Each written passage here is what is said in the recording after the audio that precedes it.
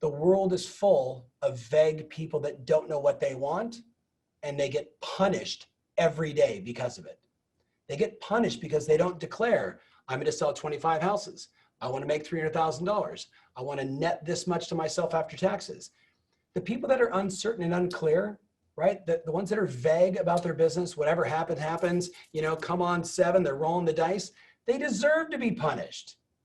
But for men and women like us, we need to be very clear, right? Not just on our value prop and our marketing, which we're going to get into today, but we need to be certain about what is the outcome we're looking to produce. So I want you just to stop for a second. How much money do you want to make in the next 16 months? Just keep it raw and real. Forget transactions and volume. How much GCI do you want in the next 16 months? The reason why that matters is it will shape the way you listen to what I have to say and all of my presenters, right? And the way you'll just view your business. Because all of a sudden now there's a clear result. I want to make, I'm making this up, $1 million, 200,000, whatever it is. Now with that said, Kelsey, show them the next slide. Once I decide what I want, I'm old school. Maybe it's 35,000 hours of coaching later.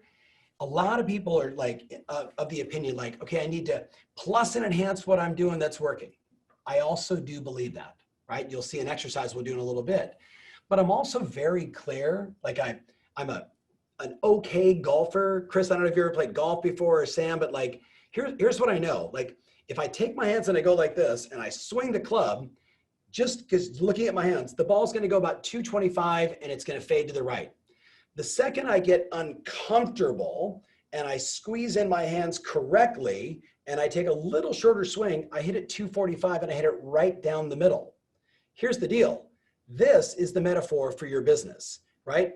What you're doing right now, this is uncomfortable and it kind of fades to the right. We need to get a little uncomfortable doing what we know works if we want to produce better results.